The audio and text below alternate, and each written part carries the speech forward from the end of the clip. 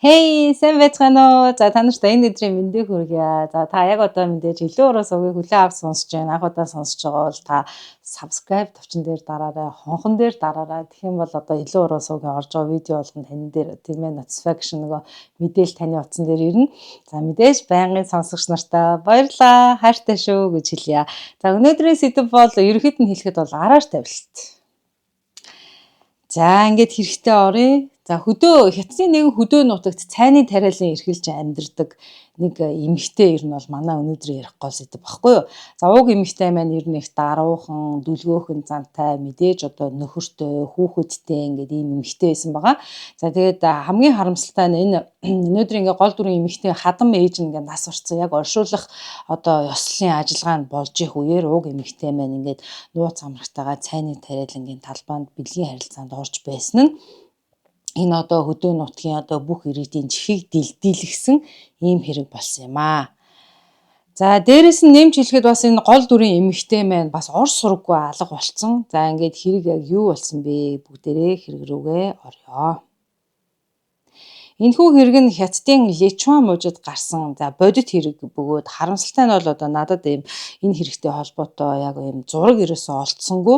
За ер нь ингээд Хятадын хэрэгүүдийг ажиглаад хахад би мэдээж нөгөө нэг англи хэлнээс дандаа орчуулдаг л да өөрөө хятад хэл мэдэхгүй учраас тэгээд дандаа энэ Хятадын одоо энэ хэрэгүүд ер нь зураг айгу хомс байдаг. За Хятад улс ч одоо бидний нөгөө өргөн хэрэгэлдэг YouTube, Instagram, Facebook за мөн дээрээс би андуураагүй бол бас Google бас ордог шиг санаж байна. Эднийг ерөөсөө Хятад улс хэрэглэдэггүй шүү дээ. Тийм учраас яг ингээд зураг хайгаад болоход одоо маш хэцүү байна. За тэгээ уг хэрэг маань яах аргагүй одоо Хятад улсын Личуан мужид гарсан бодит хэрэг юм шүү гэдгийг та бүхэндээ хэлье. За 2011 оны 3 сарын 18-ны өглөө Личуан мужийн цайны тариалан эрхэлдэг Жампин гэдэг нэг эмэгтэй байт юм л да. За энэ эмэгтэй чинь нөгөө бусад өглөөний л адилаар нөгөө ингээл цайныхаа тариалангийн талбай дээр очиод ингээл өглөө эрт ажиллаж исэн. За ингээ өглөөний нар мандаад үүр цайж эхлэх үеэр Жампин одоо цайныхаа тэр моднуудын шарлсан навчнууд ингээд тайраад хайчлаад явж исэн юм байна. Тэгээ ингээд явж исэн чи гинт хөл доор нэг тийм хачин юм зөөлөн юм гიშгэгцэн гинэ. Одоо нөгөө бид нар Хятадын нөгөө ногоон цаг мэддэн шүү дээ. Тэр чинь нэг юм бут маягийн юм ногоон моднууд үйдэг те. Тэгээ хоорондоо юм юутай игнэгээр тарьсан ингээ хоорондоо хүн алхах юм зайтай жимтэй үйдэг. Мөр хоорондоо. За тэгсэн чинь нөгөө нэг эмэгтэй чинь ингээ хөл доор нэг юм зөөлөн юм гიშгэгтгэхээр нь гайхаад айгу зог туссан байна л да. Тэгээ юу вэ гэхээр ерөөсөө энэ тариалангийн энэ цайны тариалангийн газар тэр хүн одоо явдаг тэр игний хооронд бол ерөөсөө газар нугасаа айгу хуурай байдаг. Дээрээс нь айгу хатуу байдаг гинэ. Тэгэхээр ийм зөөлөн юм байх одоо ямар ч шалтгаан байдаггүйг нь. За мэдээж энэ тариан талбай руу бол одоо мал амтан бол орох боломжгүй, оруулдаггүй. Тэгэхээр ингээд гайхсан байна л да. Яагаад энд ийм зөөлөн юм байна гэдэг уг эмэгтэй байна. Сониуч зантаа хөтлөгдөөд зог дусаад тэр зүйлийг одоо сониучрахад тонгоож харсан байна. За ингээл уг эмэгтэй маань хоёр нүдэндээ итгээгүй шоконд орсон. За юу вэ гэхээр мэдээж тэнд хүний цогцос байсан. За ингээд Жампин бол хэсэг шоконд ороод нэг тийм хүн ингээд нэг шоконд орохоор наашаач цаашаач ингээд зогсдөө штэ. Тэгээ хэсэг зогсож исэн нөө гартаа байсан нөгөө хайчаа унгаагаад тэгээ гэрлүүгээ ерөөсө хар хурдаараа гүйтсэн баг. За яг энэ үед бол одоо нөгөө нэг Жампины эгч нь болохоор гэрийнхэн гадаа байшингийнхэн гадаа цай уугаа сууж исэн юм байна. Тэгээд эгч нь дүүгээ ингээ галзуу юм шиг солиотой юм шиг амар сонио ингээл нэг хөдөлж мэдлэл хар хурдаараа ингээд гүүгээд ирж байгааг нь хараад амар шоолж инээсэн гинэ. Өө чи газарч юм уу яац юм бэ? Яагаад ингэж яагаад байгаа юм бэ? Сонио авирлаад байгаа юм бэ гэдгсэн чинь дүүн мэдээж ирээд эгчтэй өөрийнхөө одоо гэрийнхэн цайны талбаанаас ингээд цогцос оллоо гэдэг ингээд хэлдэг. За тэгэл эгч нь бол нөгөө саяхан дүүгээ шолж исэн юм чинь мэдээж бол царай нь хувраал тийм ээ. Ингээд энэ эгч дүү хоёр цагдаа дуудаад цагдаад мэдгэцжээ. За энэ газар нь бол нэгт хөдөө нутагт хоёрт мэдээж хүн ам бол одоо хэдэн сая хүн амтай Хятадын том хотыг бодвол одоо бага хүн амтай учраас ингээд нөгөө хөдөө тосготын иргэдүүд чинь нэг нэгээ мэддэг нөгөө манай монголчуудаас сайхалтай айл эднийхэн гэж мэддэг шүү дээ. Тэр шиг юм хоорондоо холбоотой ер нь бол тэр нутгийн хүмүүс нэг нэгээ бүгдээрээ юм таньдаг хүмүүс байсан учраас ерөөсөө одоо энэ Жампины цайны тариалангийн талбаанаас цогцос оллоо гэдэг нутгийн бүх иргэд мэдээд тэгээд ерөөсөө тэнд ингээд шаваад цуглдсан юм бэл. За цагдаа нар бол одоо хэргийн газар дуудлагаар ирсэн. Ингээ хэргийн газрыг битүүмжлээд шүүх хэмлэгийнхэн одоо цогцыг шинжлэх ажилдаа даруйхан оржээ. За энэ шүүх эмнэлгийн эхний шатны тодорхойлолтоор бол одоо цогцыг бол ингэж тодорхойлсон ба. За эмэгтэй хүн байсан, нас бараад одоо нилээд урт хугацаа өнгөрсөн бөгөөд за үүний одоо тод илрэл бол цогцос задралд орж дан ялангуяа цогцны нүүр царай бол ерөөсөө танигдах боломжгүй болжээ. За уг хохирогч нас бараад 3-аас 4 сар одоо болсон байна гэсэн ийм дүгнэлтийг шүүх эмнэлгийнхэн одоо эхний ээлжид гаргасан. За цагдаа нар бол мэдээж шүүх эмнэлгийнхнийг ажиллаа хийжих орон нутгийн бол иргэдээс байцаалт авсан байна, мэдээлэл цуглуулсан байна.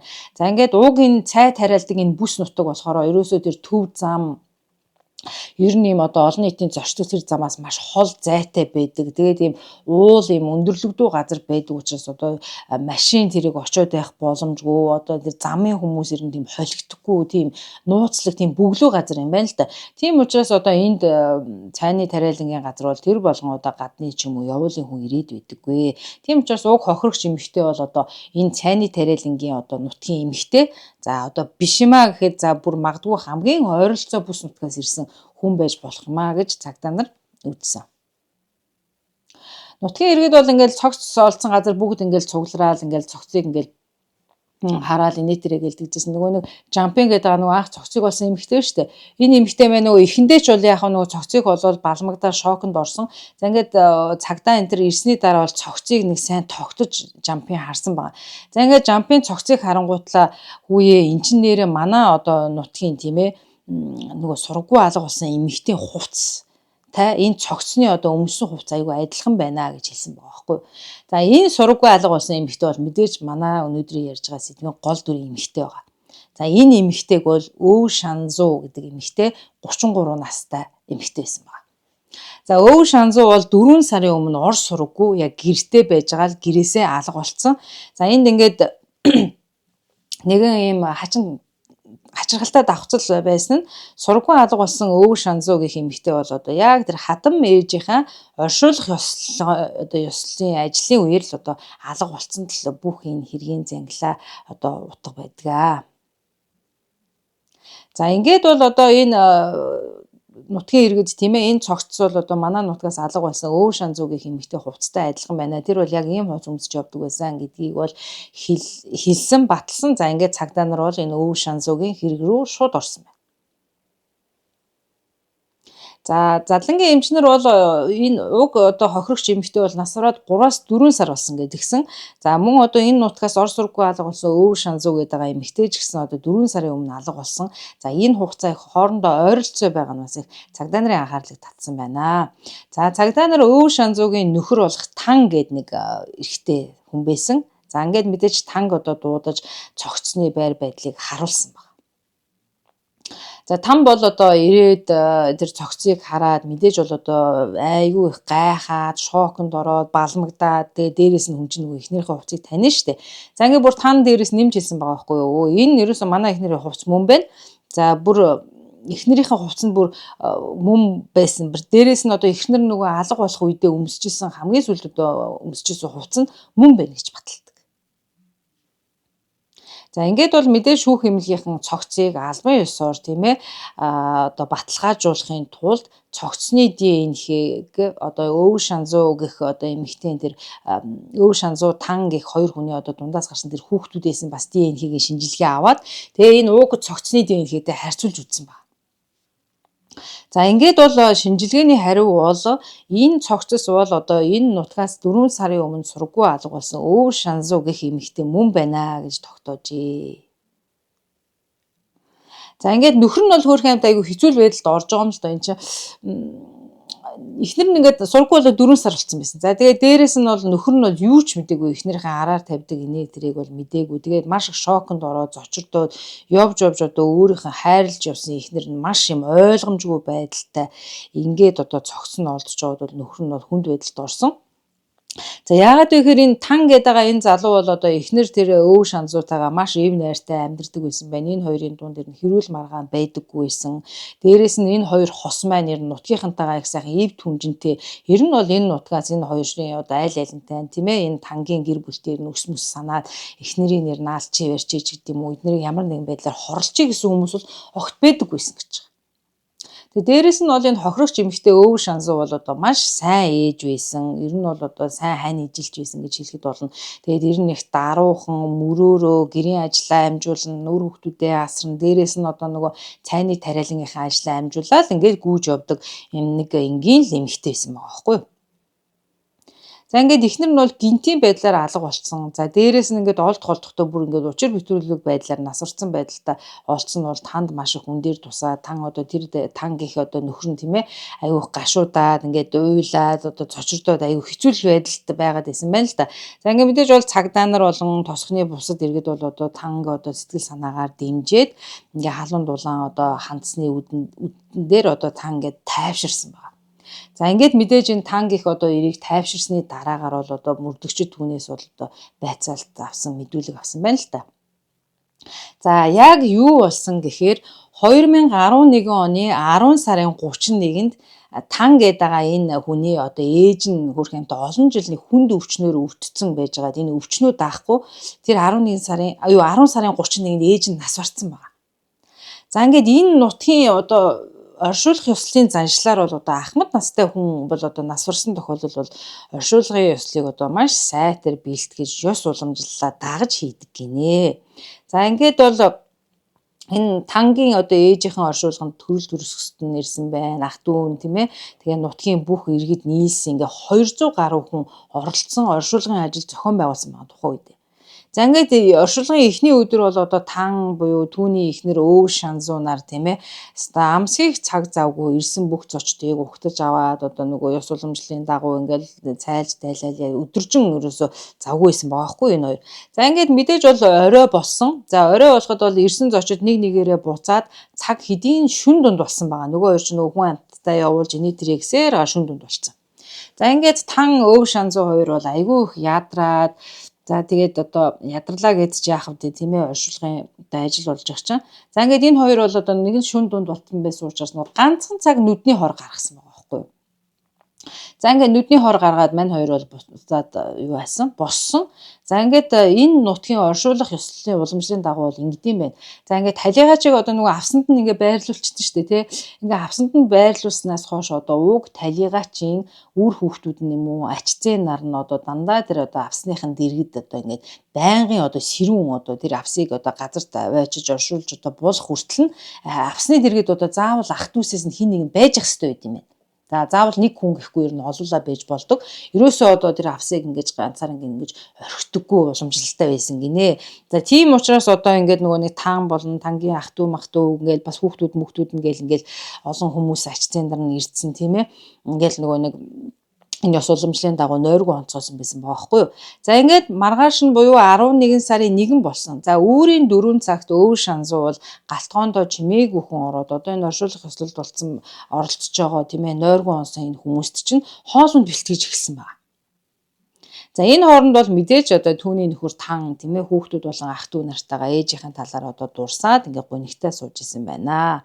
За ингээл нөгөө хоол цай хүлээгээл суугаад исэн нөгөө хүмүүс чинь за тэгсэн чинь эхнэр нь ингээд удаан хугацаанд галтгооноос гарч ирээгүй нөгөө тан айгүйх гайхаад гэнэ яасан болоо саяхан л аль түрүүн л тийм ээ галтгоондоо одоо ингээ хоол цай гэдэг одоо авчрах хугацаа болчлоо гэд гайхаа. Тэгээд ингээд эхнэрээ нөгөө нэг шалгах гад энэ тан галтгоондоо орсон байгаа байхгүй. За ингээд танг галтгооныхон өрөөнд ороход бол одоо 100хан дээр нэг хуурж исэн болтон ногоо шатаа түлэгдсэн байсан. За ингээд эхнэр нь бол мэдээж галтгооны өрөөнд байгаагүй. За там бол эхнэрээ хаа нэг тийшээ өөрт нь хэлэхгүй ингээд явцсан байна гэж бодоод айгүй их уурлаад одоо оршуулах хэсэл болж байгаа чинь тий. За ингээд бодсон ч гэсэн тухайн үед бол айгүй их өөрөө биеэ бариад за тэгээ ирсэн зочдтой өөрөө хоолунд бэлтгэсэн хийж өгсөн байна. За ингээл одоо өдөр мөдөр болоод нөгөө оршуулах ёслолын үйл ажиллагаа чинь болоод ингээд бүх хүмүүс ирээл маш олон хүн цуглаад нөгөө 200 гаруй хүн чинь цуглаад ингээл оршуулах ёслол хийгээд за ингээд бүх оршуулах ёслол болоод хүн амтнаа цайлаад хүний оршуулад ингээд дуусаад буцаад гэртээ ирсэн чинь тан хүүхдүүдэд давлаа гэртээ ирсэн чинь эхнэр нь болох Өвөр Шанзуу гэртээ ерөөсөө л ирээгүй л байгаадсэн. Тэр өглөө өөрийн 4 цагт галтгоондоо хоол ийн гэд орсон тэгээд сургуу алгуулсан. За ингээл там бол одоо нөгөө оршуулах ёслолч дууссан байна. За бүр эхнэр нь ч одоо ингээд за нэг тийшээ төр явахсан байхад одоо ирэх хугацаа болцсон байдаг. Ингээд там бол одоо бодсон байна л да. За энэ нэг ямар нэг юм болчих шиг боллоо гэд нутгийн хүмүүсийн дунд одоо юу асан байгаа. зар мар ингээд тараагаад ингээд ихнэрээ хайж эхэлсэн байгаа хгүй юу. За тэгээ энээс өмнө юу болсон бэ гэхээр одоо тэр нөгөө нутгийн чинь хүмүүс одоо тэр тосгоны иргэд болохоор тэр оршуулгын ёслог ирж ийж өг одоо бөө хов яриа болсон байгаа. Юу вэ гэхээр энэ тангийн одоо ээжийнхээ оршуулгын үеэр тий одоо энэ өвөг шанзууч хатан ээжийнхээ оршуулгын ёслолд оролцсонгүй инээ тэрэ гэл буу юм болсон. За тэгээд тань ч одоо тэрийг мэдээд өөрт нь маш эвгүй байсан ч гэсэн оршуулгын ёслолын одоо уур амьсгалыг алдагдуулахгүй тулд одоо тэр эхнэрээ байхгүй байгаа. За тэр хүмүүсийн яриад байгаа хов жив энэ тэрийг бол үл ошоогоо л ерөөсөө оршуулгын ёслолдоо л энэ тан анхаарсан. За ингээд бол энэ там бол эхнэрээ хайж эхэлсэн. За нутгийн иргэдэн ч гэсэн одоо нийлээл нөгөө саяхан хатан ээжийнхээ оршуулганд оролцоогүй нэтрээгээ нөгөө муулж исэн өвөг шанзууг чинь ор сургуу алга болсныг мэдээд ингээд бүгдээрээ хайсан байна олоогүй.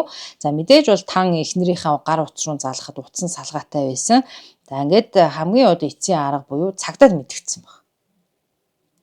За ингээд там бол эхнэрээ сургуу алга болсон ингээд цагдаад мэдгдсэн ч гэсэн одоо нэгт бол энэ өвөг шанзуу гэх эмэгтэй бол насанд хүрсэн хүн. За хоёрт бол алга болох үедээ гэмт хэргийн ямар нэгэн чанартай зүйл илрээгүй учраас хэрэг ерөөсөө үүсэх боломжгүй гэж цагдаа нар хэлсэн байгаа. За мэдээж бол зарлал явуулна таны эхнэрийг хайна.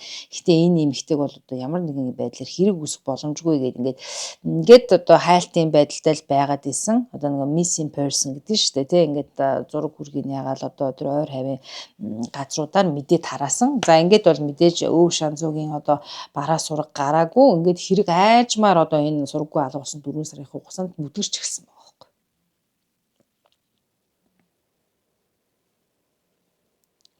За шүүх эмнэлгийнхэн бол цогцон дээр ажиллаад за уг одоо энэ хохирогч эмэгтэй буюу өвөг шанзуугийн үхлийн шалтгаан бол ерөөсө боомлуулж нас барсан юм байна гэж тогтоосон байна. За дээрэс нь бол одоо яг тэр алга болсон 11 сарын 1-ний өдөртөө тэр цогцны одоо задралын байдлаас тогтооход их ойролцоо байна гэж тогтоосон байна. За дээрэс нь тэр цогцос олдсон цайны тариалангийн талбайгаас ноцолцсон, тэмцэлцэн, зодолцсон одоо ямар нэгэн уул мөр илрээгүй учраас хохирогч өвөг шанзууг тийм ээ тэр амийг хороосон хүн бол таньдаг хүн байсан байна. Яагаад гэхээр хохирогч бол одоо амиа хамгаалах гад ч юм уу гинтийн аюултай байдалд орчлоо гэдэг шалтгаанаар биеэ хамгаалж одоо тэмцэлдэггүй гэж үзсэн. За бас энэ нутгийн иргэдэн ч гэсэн хэлж яана л да. Энэ өвөг шанзуу гэдэг эмэгтэй чинь бол одоо нөхөртөөгөө их сайхан эв найрамдалтай. Энэ хоёр чинь бол ер нь их сайхан энгийн даруухан хосууд, амьдрал нь их хэвийн, ер нь асуудал үүсгээд байдаг бүү эмэгтэй байсан шүү дээ гэж хэлсэн байна. За тэгээд бас ингэсэн байгаа. Энэ тан гэдэг байгаа хүний одоо нөгөө ээж нь нас бараад оршуулгын ёслол болох үеэр ах トゥ болон энэ нутгийн иргэдээс нийт нэг 20,000 орчим юан одоо цугларсан юм байна энэ оршуулгын ажилд. За мэдээж энэ 20,000 юаныг бол одоо энэ сургуу алга болсон өвөг шанзуу бол аюу сайн ямбаа сайхан хадгалж исэн байгаа. За ингээд түүнийг алга болох үед бол энэ 20,000 юан ерөөсө хөндөгдөөгүй байсан. Гэрт нь байсан. За тэгэхээр энэ аллага бол ерөөсөө мөнгө санхүүтэй холбоогүй болж байгааг бол одоо энэ байдал харуулж байна. За тэгэхээр мөрдөгчд бол дүгнэлтээ юу гэж гаргасан бэ гэхээр энэ аллага бол өвөг шанзуу гэх эмэгтэйтэй холбоотой ямар нэгэн эрттэй одоо эр хүнтэй тийм ээ холбоотой тийм гэмт хэрэг боллоо гэсэн сэжүүрүүдийг цагдаа нар одоо барьж аваад тодорхойлоод дүгнээд ингээд хэргийг цааш нь мөрдөж эхэлсэн. За тухайн өдөр тэр 11 сарын 1-ний оршуулгын ёслолд оролцсон ирчүүдийг одоо нэрийн жагсааж гаргаад за энэ дундаас бол одоо өвөг шанзуу гэх эмэгтэйтэй ямар нэгэн байдлаар нууц амргийн холбоотой байх магадaltaй 7 эрэгтэй хүнийг гаргаж ирсэн байна. За ингээд 7 эрэгтэй тус бүрийн бол одоо нямбайлан сайхан шалгасан. За тэгэхэд бол одоо энэ зэрэгэлдээ тосгонд амьдардаг Ван гэх одоо нэг их анхаарал татсан байна л да. Цагдаа нарын. За яг тэр оршуулгын ёслолын үеэр бол Ван бол одоо өөрийнхөө найз болох одоо танк дэмжихээр түүний ээжийн оршуулгын ёслолд оролцохоор бол эдийд ирсэн байсан. За ингээд 11 сарын 1-ний шөнө одоо Ван бас өөрийнхөө хонин дундаас нь энэ хонин малдаг хүн байсан юм шиг байна. Тэгээ хонин дундаас нэг хонь алга болчлоо гэж бас тэр 11 сарын 1-нд цагдаад бүртгүүлсэн баг. За ингээд цагдаа нар бол одоо энэ Ван гэх одоо эрийг байцаах гээд энэ хүн эмээтэйгээ өндөр настай эмээтэйгээ хоёулаа амьдардаг байсан. За ингээд гэрт нь очиход бол одоо эмээ нь нэгт бол яг уу энэ эмээ нь бол одоо зөнөөгүй хүн байсан. За гисэн ч бол яг цагдаа нарыг анх харчаад энэ эмээ нэг сонин реакц гаргасан гэж байгаа. Сонин байдал үзүүлсэн. Юу вэ гэхээр тийм утга нь үйл олдох, толгой эргүүлсэн байдалтай ч юм шиг тийм ээ тийм мэдгдэл цагдаа нарт өгсөн нь. За зориудаар өөрийн ач хүү болох Ванг одоо энэ хүн амны хэрэгээс нэг хамгаалаад байгаа ч юм шиг тийм сэжвэрийг цагдаа нарт өгсөн байна. Цагдаа нар тиймийг ажигласан. За энэ Ван гэдэг залуу бол ерөөсө бага насндаа бүтэн өнчирч хоцорсон. За эмээ нь бол түүнийг одоо бага наснаас нь өсгөж хүн болгосон. За одоо бол эмээтэйгээ ингээд амьдардаг. За энэ хүн бол одоо 38 настай эрэгтэй. За хувь хүнийхээ хувьд бол жоохон тийм зожигдуу зантай, хүн амьтантай нэг нийлээд байдаггүй, нөхөрлөөд байдаггүй, голчлон тийм ганцаараа явдаг. За тэгээ хүүтэн төрхтөө. За нэг нөгөө хэлэхэд ер нь жоохон царай муутай хүн байсан юм байна. За түүнийг бол одоо царай муутай жоохон зожиг зантай болохоор нь нутгийн иргэд бол дурамчхан ханддаг, жоохон ам муутай байсан байгаа энэ Ван гэ залуу. За Ван бол мэдээ цагдаа нартай уулзсан. За тэрээр уулзаад бол Өвөр Шанзуугийн аллагтай ямар ч холбоогүй гэдгийг мэддэгдээд байсан. За гэсэн ч бол цагдаа нар энэ хэргийн мөрөөр явсаар байгаад нэлээ хідэн баримт цуглуулж авсан л та. За ингээ 2012 оны 5 сарын 17-ны өдөр болж за байцаагч нар тийм ээ мөрдөгчд Вангаас байцаалт авахар дуудсан баг. За аллаг гарсан яг тэр 11 сарын 1-ний өдөр Ван үүр цайх үед гэртээ ирээд одоо хонсныг хин нэгэн бол харсан. За энэ бол хөдөлгөшгүй нотлох баримт олдсон байна. За энэ сэжвэр дээр үндэслээд цагдаа нар одоо түүнээс нэлээд ширүүхэн байцаалт авсан байна л да. За ингээд эцэст нь бол одоо энэ Ван гэдэг залуу бол Өвөр Шанзуугийн эмэгтэйн амийг хүнөөснөө хүлээдгээ. За дээрэс нь бол энэ Өвөр Шанзуутай нууц амрагийн холбоотой байснаа бол хэлдэг. За ингээд одоо энэ хэрэгээ энэ эрэгтэй одоо ярьж эхэлдэг. За энэ хэрэг бол одоо энэ Ван болон Өвөр Шанзуунаар нууц амраг байсныг одоо ер нь хохирогчийн иргэн тойрон тэр нутгийн хүмүүс бол мэдээд бол ерөөсөө итгээгүй байна л да. Учир нь юу вэ гэхээр бол Өвөр Шанзуу бол маш даруухан эмэгтэй байсан. Дээрээс нь гэр бүлтэй нөхөртэй байсан. Тэгээ явж одоо ийм царай муутай энэ нутгийн нэг тийм одоо ганцаараа явдаг хамгийн одоо царай муутай ийм хүнтэй одоо ингээ очир ургал явж юм нууц амрагийн холбоотой байсан бол эргэлзэж эхэлсэн. Ер нь жоох гайхчл байсан байна л да. За энэ Ван бол одоо анх энэ хоёр яаж очир ургуулснаа бол ингэж ярьсан байна.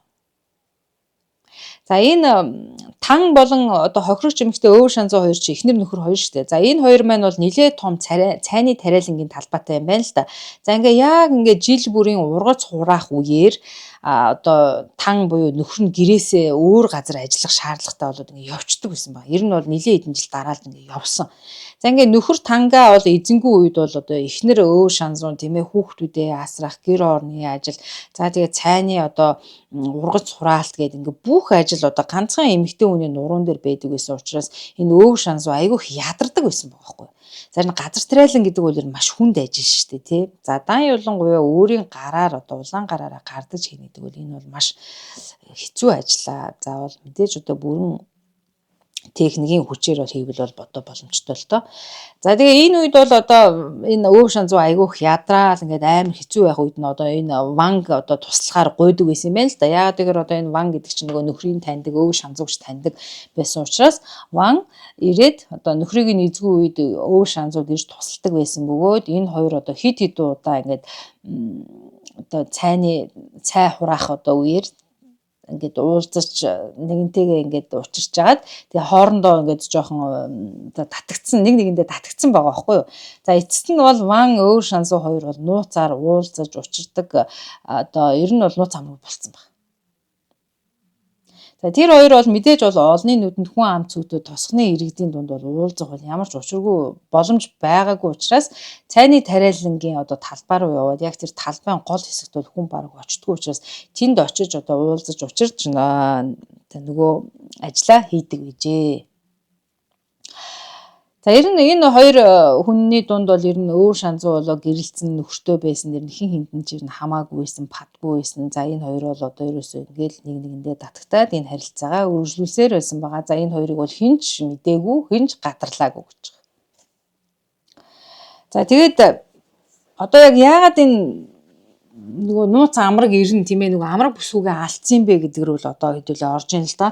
За яг тэр алдаг гардаг тэр өдөр нь шүү дээ тий. Өвөр Шанзуу ч нөгөө үүрийн 4 цагт галтгоонд хоол хийх гээд орсон гэдгсэн шүү дээ.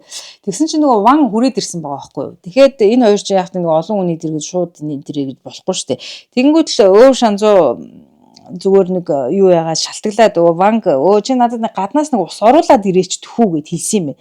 Тэгсэн чинь Ван тгий гингүүтлээ гадаа айгу харанхуй байна. Чи надад юу яагаад чи нэг гэрэл тусгаад өгөөч. Тэгээд би ингээд ус одоо савн тэгээд ус чинь нөгөө хүнд штэ тэг зөөхөд. Тэгээд савн тэгээд оруулаад өгөө. Чи надад өвөр шанзуу гэрэл бариад өгөөч гэж Ван хэлсэн байгаа байхгүй.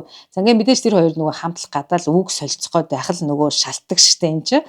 За ингээд нөгөө хоёр чинь гадаа гараад нэг нь гэрэл тусгаа нэг нь ус ингээд сав руу юулж их хоорондоо нөгөө Ван нөгөө шансууд хэлсэн юм л да хоёлаа юу яа.